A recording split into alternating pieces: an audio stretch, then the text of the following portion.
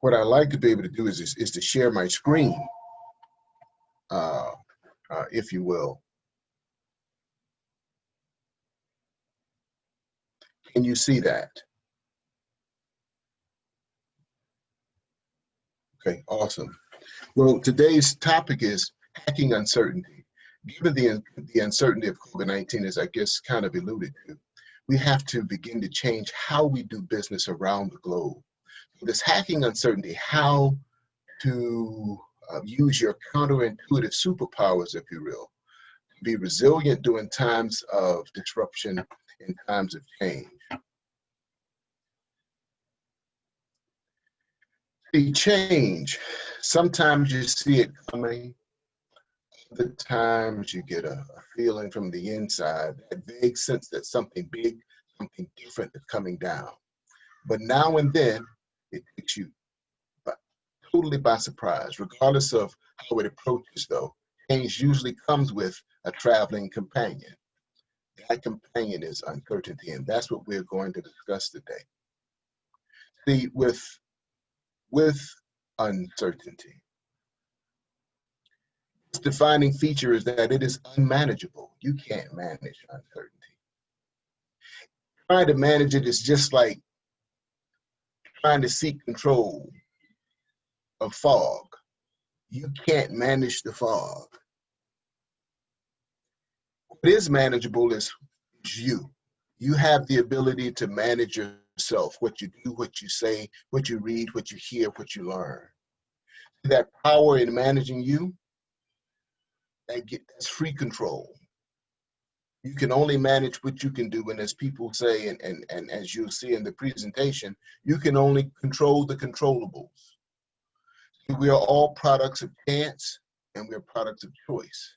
So we have to choose the moves that we make, and we have to co-design what this new future is going to look like, given the fact that COVID-19 is what it is, and we're moving in a new era and a new environment. What I'm going to provide for you are 10 ways in which you'll be able to hack the uncertainty of this environment today. The first way will be how to be aware of your natural impulses.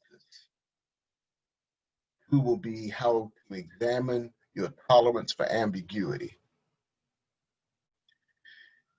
Three will be open yourself up to uncertainty. Four will be how do you break the rhythms and the routines and your personal rules in order to hack uncertainty. How to control the uncontrollables, or the controllables, as I mentioned earlier, and focusing on making a contribution to not only your organization, yourself, but society. How to facilitate information flow, and how to follow the rules of improvisation, which is extremely important as we move into this era of doing business in COVID. Let your intention be your guide and use what life brings you. We have to work with the deck that we're given in order to better ourselves, in order to better our organizations. So this learning objective, you will learn the unusual psychology of dealing with unpredictability. It's a counterintuitive code for managing yourself under conditions of low visibility and high stakes. When you're using your counterintuitive skills, you're actually thinking outside of the habits that you would normally use in order to bring yourself to a place to perform. What do I mean when I say that? I mean that we're at the intersection of intellect and instinct. And often as we move without instinct, it is our instinct that gets us in trouble because we rely on that to guide us. In these times, we have to do just the opposite of what our instinct is telling us. That's the counterintuitiveness of moving in this era and being able to hack uncertainty. So I'm going to provide some of those solutions for you today in this presentation. codes to unhack uncertainty. The first one is beware of your natural instincts. Our survival instinct warns us to be careful. And in this era, we need to do just the opposite. We need to be innovative and we need to be creative. We need to take risk because we don't know what the future holds, but we need to be able to create that. We need to look for game-changing information at the periphery of your industry, your community, as well as your church.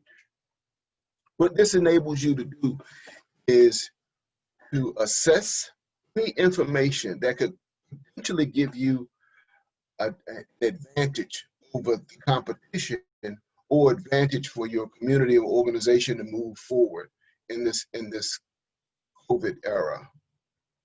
You have to think past your natural instincts.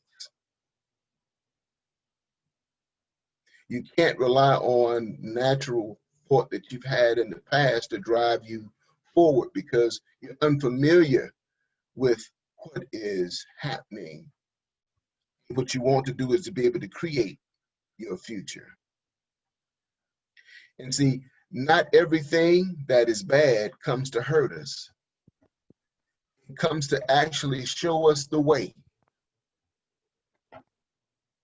And in showing us the way, it leads us to embrace creativity as well as innovation.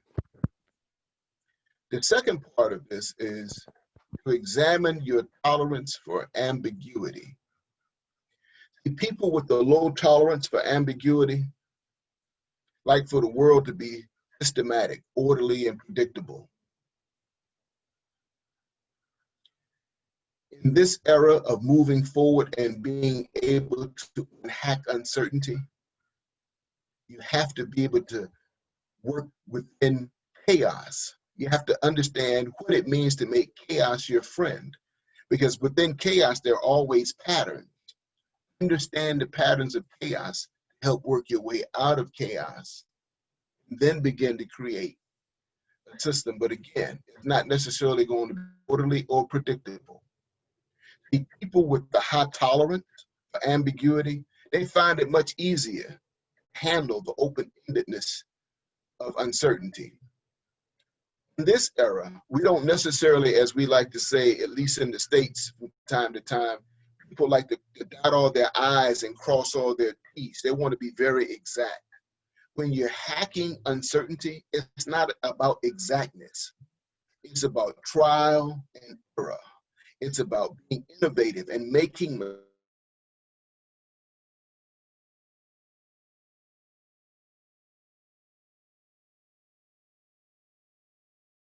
once said, everyone has a plan until they've been hit. So you have to continue to move forward in uncertainty, exploring uncertain waters. It's like someone who may scuba dive. You know, when they get about the middle way of their dive, the water becomes murky and it becomes very muddy. But they have to trust, continue to move forward until they reach their designated area of their dive. They have to continue to take that risk and manage that risk as they continue to dive. They fight through the ambiguity at that particular time. And as they fight through the ambiguity, they reach their destination, whatever that might be in the dive. See, wanting to know where you are going is often how we fail to go anywhere at all. We don't necessarily need to know our destination. We need to understand the journey and appreciate the journey as it takes us in multiple directions. So it's not necessarily about I'm going to go from point A to point B. You might be headed to point B, but it might take you to point Z at the same time. The third piece of being able to hack uncertainty is to open yourself to uncertainty. You always have to move forward. You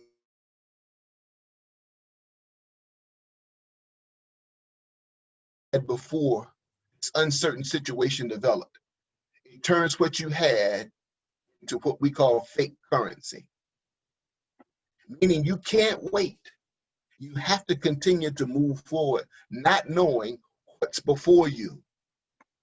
Your instincts will tell you to wait, but that's when you understand that that waiting was a false signal. That's why I call it false currency. Comfort has always been the enemy. Comfort brings about complacency. And being complacent, it hinders you and prohibits you from being innovative and creative because you're looking for surety. There's nothing sure or 100% in life. It's really about moving forward. See, life does not give any of us any reliable currency regarding certainty of our future. What life does is provide many opportunities. And often the journey that we start may not be the journey that we finish. You know, this so-called certainty that we carry around with us is actually something that's phony. Because every morning that you wake up, you may have plans for what you want to do, but none of those plans may you attain given the journey that life takes you on that day. So you have to open yourself up to the uncertainty of moving forward. Governments like certainty, right? Businesses in the past have liked certainty, but in moving forward with COVID-19, not knowing what's going to change minute by minute, we have to be able to embrace uncertainty and move forward with it. And you can't be defensive. You have to embrace that uncertainty. Allow uncertainty to unfreeze your thinking. By unfreezing your thinking, you're going to discover with this question what I like called what if. What if creates a scenario of possibilities from you to work with. It gives you multiple alternatives and ultimately in your decision-making abilities. The what if will help you make the best decision so that you can be able to assess and examine all the possibilities. And some of these possibilities, what they will turn out to be is multiple opportunities for you. So don't seek certainty, seek uncertainty, because it's going to stimulate thought. Thought is what's going to tie into the creativity and the innovation. And I like to say, remain curious. Remaining curious will always take you into the waters of uncertainty. So uncertainty is the very condition to impel man to unfold his quote unquote superpowers. I'm going to say that again.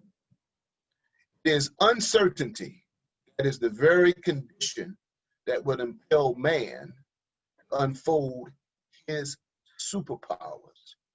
So if you want change, if you want to create a whole different environment, wherever you are, within your organization, within your community, on the continent of Africa, it's that uncertainty that will bring out the brilliance of those who embrace uncertainty and will move the continent, your organization, and yourself forward.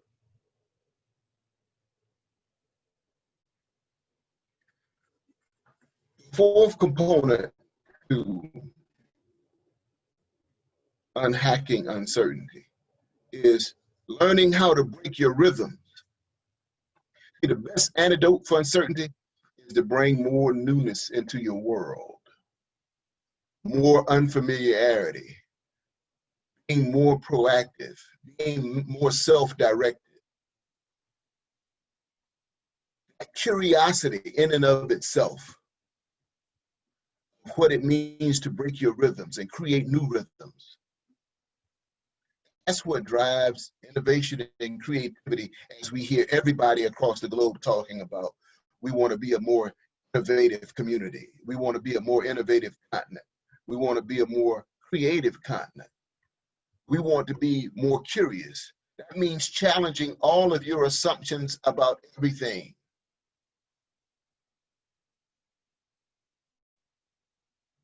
Why is it that our country is this way? How can we make it different? What do we have to do? And if you're a marketer and you're into brand, what is the best brand that I can put on in the marketplace today? What is it about my consumers? Or what is it about the companies that I'm going to do business with? What do they really want to see? How can I differentiate myself from others? That's the curiosity. That's being proactive. That's setting the stage. There's also what I would call a blue ocean strategy, which is an excellent book on how to be totally different than all of your other competitors. What sets you apart in doing business, where you're always in the driver's seat and you're being proactive versus being reactive. Some of the simple things to do to break your rhythms as a human being is if you're out and about and you travel to work, choose new routes to go. It helps to break old habits and create new habits. Read different books about different people in different industries. Learn how to conceptualize what you're reading around different industries to determine how it applies in your industry. Read different magazines. Go to different restaurants. Talk to different people. Different ideas from them. See how their ideas compare and contrast to your ideas. What components of their ideas can you implement within your ideas to make them better? This is about breaking your routine. Don't use the same people to bounce your ideas off of all the time. Use different people, because you never know what their perceptions of the world are until you have the conversation and you ask them. Change the sequence in how you do your job. A part of that is called process improvement, right? Change those processes on a regular basis. It should spur for you creative thought, innovative thought. You should always want to put your place every day, put yourself every day in a place of being curious. You know, you hear the term curiosity killed the cat, but remember the cat had 9 lives. So those are 9 pills of curiosity that you can use on a day-to-day basis. It enables you to improve as an individual. It enables you to help your organization improve, but also enables you to improve your community. Curiosity is what drives change. Human beings have that curiosity. They drive change. Deal with uncertainty on your own terms. Speed is the key, not necessarily being fearful of waiting and not making mistakes. Only through speed will you change your habits. Only through speed does real change happen, because through speed, you're asking people to change the reality in which they're doing business, the reality in which they stand. You can't change your reality standing in the same place. And to practice the art of uncertainty, you need to get comfortable being uncomfortable. Make it a point each and every day, multiple times throughout the day, to ask yourself, am I comfortable or am I uncomfortable? If you're comfortable, make yourself uncomfortable. The 5th component is control the uncontrollables. The most common mistake in dealing with uncertainty is the mismanagement of self. Management of self, knowledge of self is extremely crucial in controlling the controllables.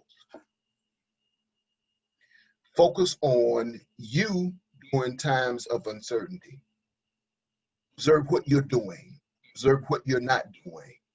Observe if you're sticking to what I'm going to call patterns of behavior that you've exhibited in the past. Because to unhack uncertainty, you need to eliminate, and I'm going to say obliterate, those old patterns of behavior. You need to create new patterns of behavior. Again, it's about using the counterintuitiveness, doing just the opposite of what you would normally do, given what your pattern of behavior is. Maintain your power over yourself. You can't control what others do, but you can control the power of yourself. Be the driver of your own agenda. Drive your own agenda. Understand what it is you want out of the future and begin to build it. Whatever the tough issues are, bring them to the surface, regardless of how uncomfortable it is. It's about being uncomfortable on a second-by-second basis, because curiosity, innovation, and creativity will always raise their heads when you're uncomfortable. I think the quote goes that necessity is the mother of all invention. When you need something, when you think on it, guess what happens? Those endorphins begin to fly in your brain. As those endorphins begin to fly, what's begin to happen? As you go through the processes of how do I make the situation better, you come up with new ideas. You come up with ideas you never thought you would think of before. You say things to yourself, things that you wonder, where did this come from? It's all in the process of being curious. It's all in the process of being uncertain. It's all in the process of hacking that uncertainty. Brain power, which is the most powerful piece that we have. Brain power, our ability to think.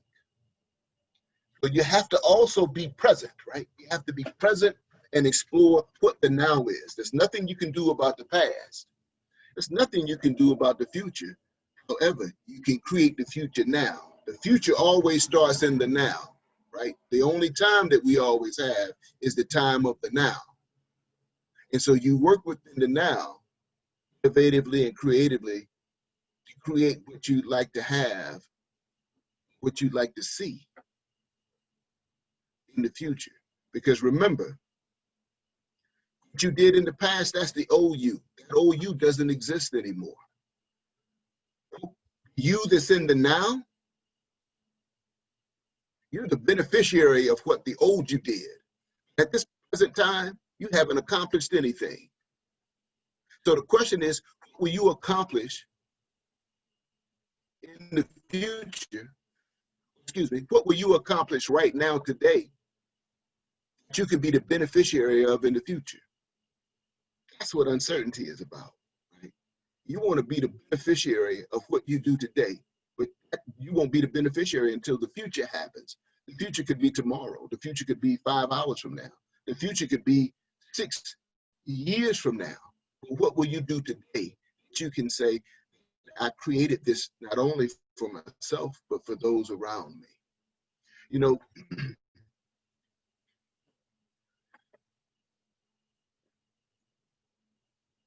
most common way people give up their power is by thinking they don't have any. When you think you don't have any power, you've given it all up, right? You can't unhack uncertainty by thinking you don't have any power. So what you want to do as an individual is focus on contributing to the greater good. That could be your community, that could be your organization. Right? So you can't afford to become self-centered because it's really not about you, right? You were placed here for an extreme purpose, whatever that purpose may be. And actually the purpose is to serve. What we often seek out is how we're going to serve others. But your purpose on this earth, everybody's purpose on this earth is the same. That is to serve others. Now, how do you serve? How do you make that contribution? So In order to find out how you serve and make a contribution, you can't be self-centered because it's not about you. So you have to be able to fight that impulse, sideline yourself, care less of the benign giving. Because when you give, you receive in multitude. In order to unhack, what you have to be able to unhack uncertainty, what you have to be able to do is understand that by giving my ideas, my thoughts, my inventions, I'm making hopefully the world and the community a better place. We begin to move forward a little faster. We begin to create conditions of existence that are much better for everyone around us. So, you know, uncertainty feeds on idleness and inertia.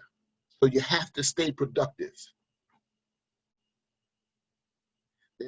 Productive doesn't necessarily mean that it's productive by the movement of the body. It can be the movement of the mind, right? The movement of having, you know, thoughts, as we call them here, a brainstorming session. We want to create new thoughts because as we create new thoughts, we're creating actually new opportunities as we take those thoughts and those opportunities and solidify them into something around moving faster. See, contributing enables, or is an enabling approach of dealing with uncertainty. Having that faith to continue to move forward regardless of what you may face. It strengthens one's sense of self. There's real generosity toward the future lies in giving all to the present.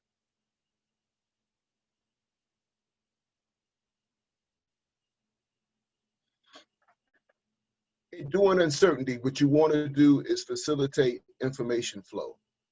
The single biggest problem in communication is the illusion that is taking place.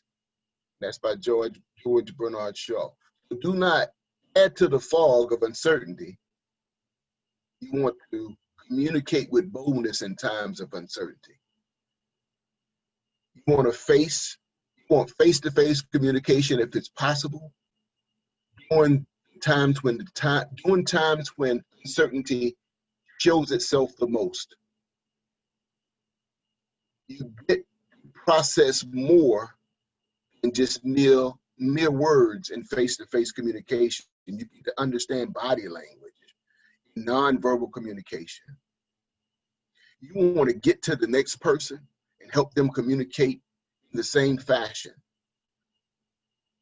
You have to convince them to open up during times of uncertainty. You want to follow the rules of improv, and improv is short for improvisation, which is extremely important in today's world given COVID-19. You want to navigate uncertainty. Navigating uncertainty is like performing on stage without a script or without rehearsing. You must be able to ad-lib. So in order to be able to ad-lib, as I mentioned earlier, it can't be predictable, right? It can't be systematic. It's happening in the middle of chaos. In the middle of chaos, you're stepping forward into uncertainty and you're unsure, but you know that it must be done. Again, you have to focus on the here and now. You have to work at the top of your intelligence. That's why I've been talking about innovation and creativity and curiosity, because you want to think as you've never thought before. You want the powerfulness and the brilliance of who you are to come out and to show, because you're trying to walk through this time of uncertainty. You want to avoid judging what is going on, except in terms of whether it needs help. So it's really just, as I mentioned, a brainstorm. You're not judging the kinds of ideas. It's really about the quantity of ideas that are coming out. If those ideas need help, that helps you walk through ideas as alternatives and create opportunities. You know, improv is about character change. You will be changed by the revelations of the thoughts that you have as you hack uncertainty. Improvisation is too good to leave to chance. It's actually a skill. So you want to let intention be your guide. See, often the future, is shrouded by uncertainty. However, you can decide where you wish to go. Like I said, we are all creatures of choice and we're creatures of chance. And between stimulus and response, there is choice. So there's always a choice how you move. There's always a choice what you do. You may not like the choices, but you always have choice. So with choice, you have to get clear on what your intention is. Everything should be based upon what your intentions are. You have to stop obsessing about what it is that you're not in control of. Understand your intention and let your intention move you forward. So with that intention, that should bring about clarity. You should be clear in your mind about what you're going to do. And this will help you re-engage with purpose and passion. And I think I said before, purpose is what drives you. Until you understand your purpose, passion in of itself is fleeting, because passion without purpose will make you tired, right? Because passion is about energy. But if you have purpose, if you have passion without purpose, you're actually spinning your wheels until you understand the purpose that is driving you. So your intention serves as your North Star. It puts you toward your aiming point and reduces that uncertainty. When you begin to discover purpose, you have re-engaged with certainty because you know where you're going based upon what your intentions are. Your intentions serve as your compass, like your magnet to where you're headed. And last but not least, when you're looking to unhack uncertainty, what you're really looking to do is use what life brings you, regardless of where you are, what your environment is. How can you make the best of what you have? Move, and the way will open. As I say, knock and the door will be open, right? What if you perceive uncertainty as being here to serve a purpose, right?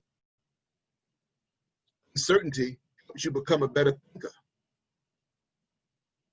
Uncertainty helps your organization become a better organization, because the root of it is curiosity. How do we solve this uncertainty? How do we continue to move forward? So that means you also become very creative in how you move. You're asking those curious questions about uncertainty, in which direction you're going to go and what your intent is. So what if uncertainty holds more possibilities, far more promising than the path you're traveling? And you can only trust movement. Do not trust standing still. You will be assassinated if you stand still. You can only move. That's the only thing to do. Life happens at the level of events, not words. You can say what you want to say, how you want to say it. Unless you're moving, it doesn't matter. In times of uncertainty, trust movement. But what I've just covered, I've given you 10 areas to consider as it relates to unhacking uncertainty. Beware of your natural impulses. Examine your tolerances for ambiguity. Open yourself up to uncertainty. Know how to break your rhythms, your routines, and your personal rules so that you can conquer uncertainty. You want to control the controllables. You want to focus on making a contribution to your community, to your organization, to yourself. You want to be able to facilitate information flow. You want to follow the rules of improvisation. You want to let your intention be your guide, and you want to use what life brings you. See, during uncertainty, Taking initiative creates momentum for growth. On uncertainty, act with intention. See, because today is the slowest day of uncertainty you will ever experience for the remainder of your life. And I will say that again. Today is the slowest day of uncertainty that you will ever experience for the remainder of your life. And that concludes my presentation, and I'm willing to take questions.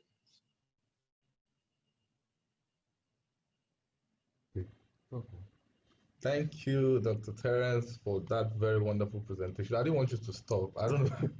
I don't know why you had to stop. You know, I didn't want you to stop at all. It felt like you should just go. Just keep going. Just keep pushing it on. Thank you very much for that very wonderful presentation. Well, thank you. And I'm sure others may have questions about uncertainty, given the times in which we live. I mean, uncertainty is something that's always been around us. Given this coronavirus, it seems like uncertainty is more prevalent, and it's been positioned across the globe throughout the media as this great instability, right? In this chaos, as I mentioned earlier, there are patterns that we have to understand what those patterns are in order to continue to move forward, because business still has to happen. People are going to continue to live. It's not going to go anywhere. So we must still be able to do what we were doing before COVID-19. We just have to find maybe new ways of doing it, right?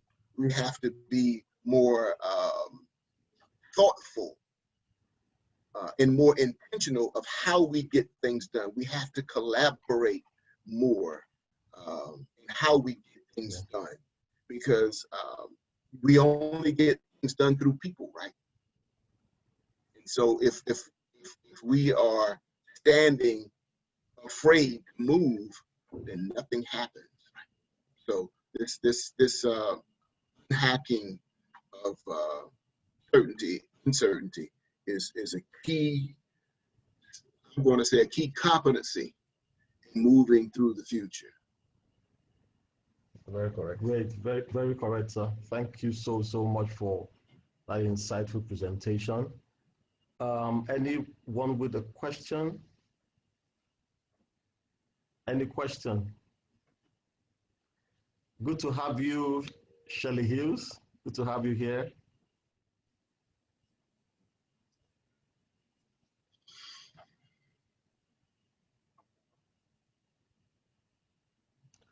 Okay, Andy, go ahead.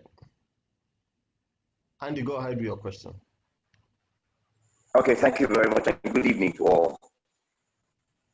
Good evening. Thank you, Mr. Speaker, for that wonderful presentation.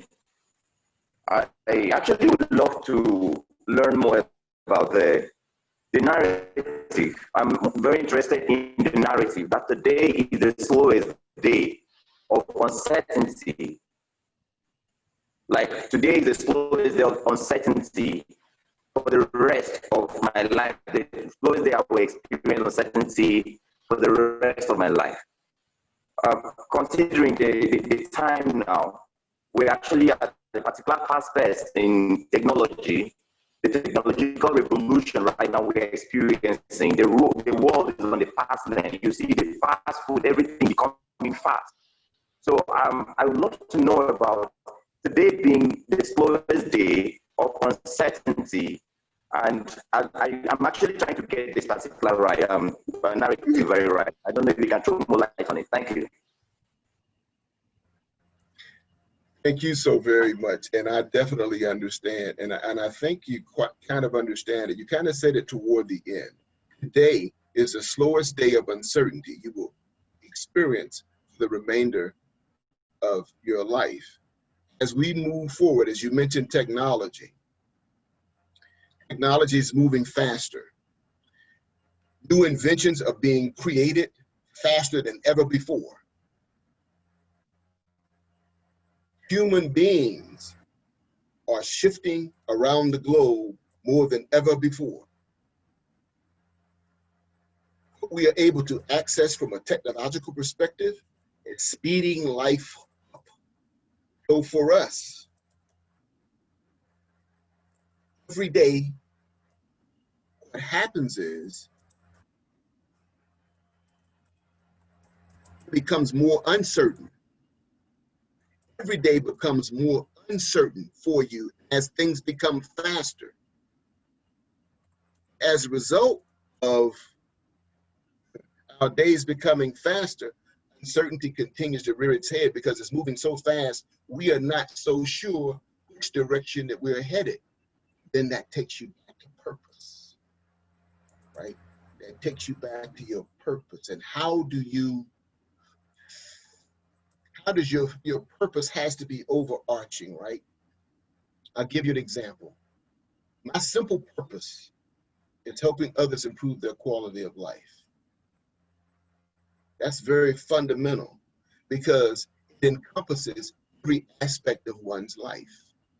If I give you a new idea that enables you to create something or to do something better for yourself or your family, then what I've done is I have improved the quality of your life with a simple idea. If I share a book with you for you to read, you gain new knowledge from the reading of that book, then what I've done is I've improved the quality of your life. Sharing new knowledge itself creates a iota of uncertainty, because now with the new knowledge that you have, you're going to ask yourself questions about that new knowledge. That in enough itself is uncertainty. Again, uncertainty has always been around us. It's just been with this COVID-19 that has been pushed in our face. Uncertainty has always been around us, around technology and how we're going to live in the future.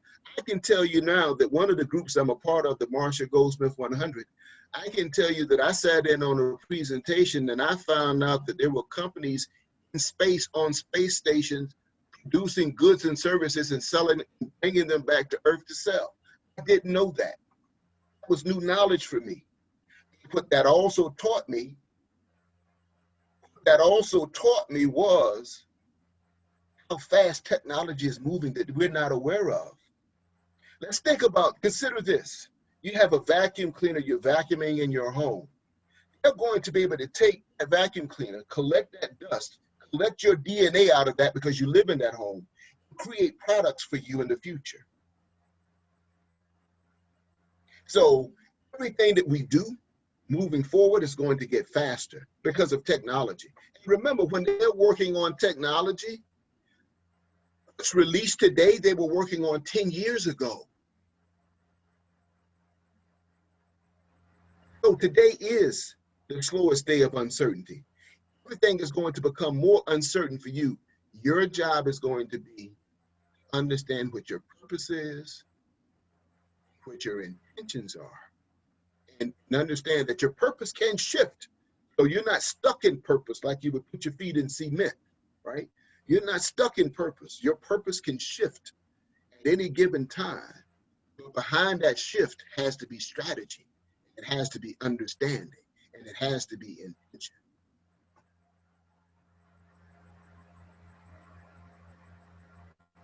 Any other questions? Thank you, Dr. T. Any other question? You are welcome. Andy, I hope you got the answer to your question. Yes, I do. Right. Thank you very much. I have a lot to learn from that narrative, probably beyond what I've learned in the course of the presentation. All right, great. And I want to really appreciate. Thank you very much to the speaker. Thank you very much. Thank you for a Andy. great question. All right, any other question? Hello. Hi, Shirley. Hello. Yeah, we can hear you. Yes. We can hear you. Yes. Go Hi, ahead. everyone. Good evening. Good evening. Hello, Dr. Terry. Hello, Shirley. How are you? Okay. So for me, I just want to make a contribution. I think I like the part where you talked about making contributions in time of uncertainty. That was very, that drove home a point for me. Because of course we may not all have all the answers, but we can, connect, we can collaborate. You talked about collaboration, and in times of, in ways you try to unhack uncertainty, it's important to not stand alone, to, synergize, to form, come together to form, forces that can help you rise above uncertainty. So I just wanted to point out that that was a very good point that made a lot of sense to me. Because in trying to stand alone, you just might fall. Thank you very much for that. Thank you. Thank you for your contribution. I'm probably going to go a place here where maybe I shouldn't go. I know there are different people probably all over the world listening to this, right? But there has to be collaboration, synergy between Africans and African Americans. There has to be, not a choice. I know I talked about choice before. You always have a choice. This is not a choice. It's something that has to happen. We all bring skills and competencies and bring brain power and resources to the world that has been decimated by others. And you understand when I say others. Yeah. What we have to understand is we have to learn to trust each other, reconnect with each other, because there's so many opportunities for the continent to be what it once was. That is the greatest continent where the original man came from. And we know who that original person is. And the strategy has always been to decimate, divide and conquer. Yeah. So for those of us in the diaspora, we have to make it a point to reconnect. That's part of my purpose for doing these kinds of events. I'm a member of the Breakfast Club of Africa as well. And I was intentional about that because until we collaborate, utilize our resources, meaning our brain power as well as physical resources, the continent can't be what it once was. And those of us here will continue to be quote unquote lost. And so we have to collaborate. I was really looking forward to coming to Ghana to be a part of the Leadership Africa Conference back in June, but COVID-19 hit. At some point in time, when this thing clears itself, I look forward to visiting there because the true power is in collectivism, not in individualism. The true power is in powerful leadership that understands what's right for the masses of the people, not what's right for them and their cronies, if you will. A message has to get out because as I look at deals that happen on the continent, for instance, in petroleum, because I've worked in the petroleum industry, when I see those deals and I see the pennies that countries are getting in the billions and sometimes even trillions that these companies are going to make into the future, I ask myself, how did they let that happen? So it's only through the consolidation of our powers and collaboration and synergy can the continent be. Everyone knows the power of the continent except us. And so that's why we have to be able to collaborate and synergize and partner. Absolutely. Thank you, Dr. Terry. You're welcome. Hi, Hi, Dr. Terence. My name is Joy Kula. I'm from Nairobi, Kenya. Can you all hear me? Yes. Yes. Thank you, Dr. Ino, for inviting me to this very valuable conversation. So, Dr. Terence, I just want to totally agree with a lot of what you've said, especially on your last point. I'm part of an organization that's called African Women Entrepreneurship Program, which is a U.S. State Department initiative. So we have about 44 chapters across sub-Saharan Africa. And what you're saying, I think, is really, really critical. Would be very keen to see how we can partner with you, Dr. Ino, and any other partners of interest, especially now as we're discussing the Africa Free Trade Continental Agreement. I think it's a wonderful opportunity for us to collaborate with the Americans, as you're saying, Black Americans in the US, in terms of joint ventures, franchises that we can move from the US across Africa, whether it's in services or goods, and would really love to have that discussion beyond this. So thank you very much for the great insights that you've shared. You're welcome. Thank you. And I will say that I'm sure all of you know this history better than I do. I'm a quote unquote Johnny come lately. I studied the history, but you guys live it, right? And that is, the continent was a maternalistic continent prior to the invasion of the meeting of groups of people, and it became paternalistic, right? And so as I look across the globe and I see what's happening, I see women rising again, and I see women leaders rising again.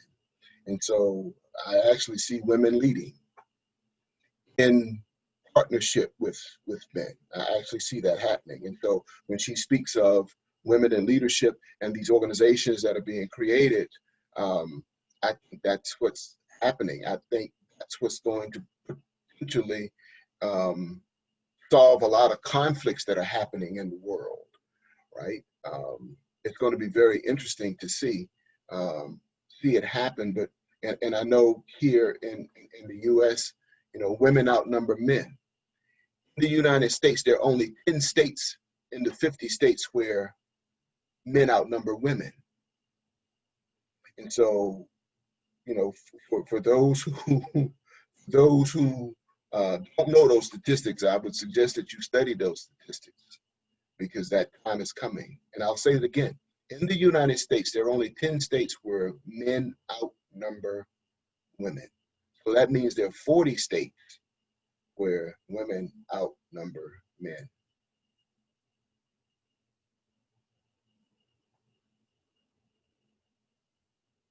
Any other questions? All right, great. Thank you, Joy, for that comment and your contribution. I'll do the connector. You could also get connected to Dr. Terry and Miss Shelley. Okay. Any other question? Any other question? Okay. Since there's no question, Dr. Terry, your final word, and then we'll call it a day. Well, I'm grateful. I'm grateful to have had the opportunity to present. Always grateful. I always keep up with what you're doing on LinkedIn. I think I'm just going to reiterate what I said before. The power of collectivism, right? The power and synergy is one of my favorite words, right, Shirley? So thank you for using that. We have to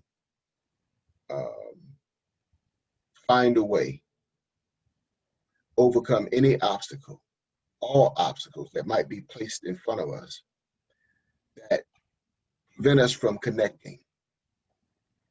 That connection is the true power. That connection is the true power, right? That true power will enable us to create organizations and communities that benefit across the globe. We can eliminate hunger.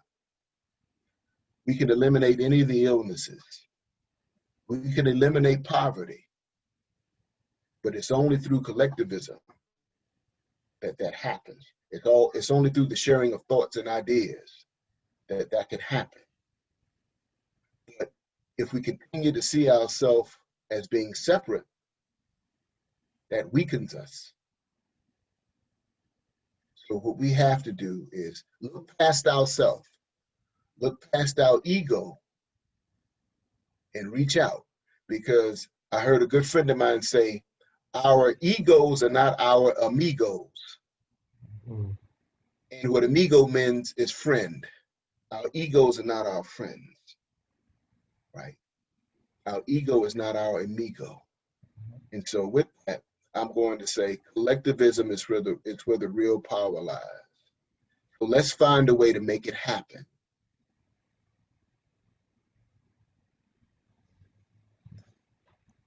Great, great, Thank great. you so much again.